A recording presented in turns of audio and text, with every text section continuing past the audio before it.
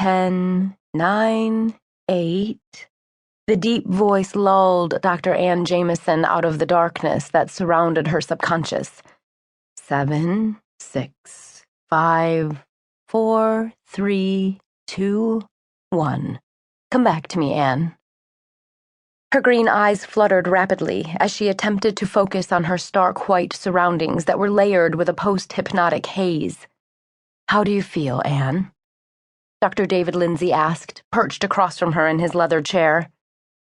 Her mouth was dry, and she felt disoriented, but oddly calm. Dr. Lindsay adjusted his wire-rimmed glasses as he began to jot something down on his stenopad. I don't feel any anxiety, Anne finally replied, looking toward the skyline backdrop. She stood and began walking toward the wall of windows. She straightened out her black pencil skirt and placed her flushed forehead against the wintry glass. Anne gazed 22 stories down at the bustling morning traffic, watching the cars maneuver through the maze of downtown Minneapolis. Her hot breath fogged the glass, clouding the image. She began playing with the string of pearls draped across her slender neck. That's great. I know that you want to remain off your medication. How are you feeling today? Dr. Lindsay asked. Today, Anne repeated in statement form, exhaling deeply. Anne, I know that you haven't had any nightmares in some time. Have they returned? Anne could feel Dr. Lindsay's question burn in the back of her skull.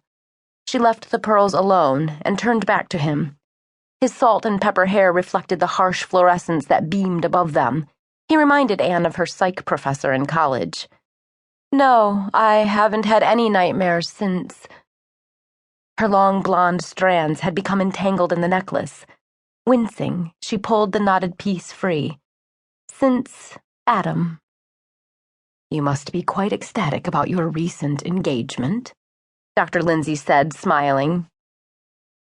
She stroked the 3-carat princess-cut solitaire with her index finger and watched the ballet of colors dance inside the diamond with illuminated grace as her fiancé, Adam Whitney, came to her mind.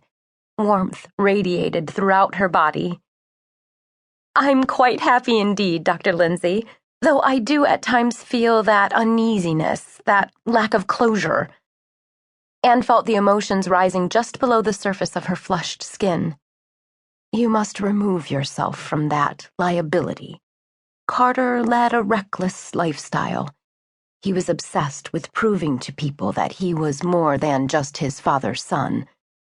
Carter wanted to show the world that he was the best at everything, and that included dangerous activities like rafting down a river in inclement weather. You can't blame yourself for his actions. Before Adam came into her life, Anne had been in a whirlwind but passionate relationship for nearly a year and a half with Carter Leeds. 3 years ago, he had vanished and was presumed dead. His death had broken Anne, not only mentally, but physically. Despair riddled her body like cancer. But her best friend, Casey, hadn't given up on her. She had forced Anne to see Dr. Lindsay, and when she met Adam, it was like breathing in a new life. They helped pull Anne from the darkness and self-torment. I know, but how do you truly have closure when there's no body? How do you say farewell to a poster-sized picture draped with sympathy bouquets? Anne, Carter is gone. He's not coming back, and you need to start focusing on the future. Focus on you and Adam. He's good for you. Dr. Lindsay's expression softened as he placed the steno pad down on the wooden coffee table between them.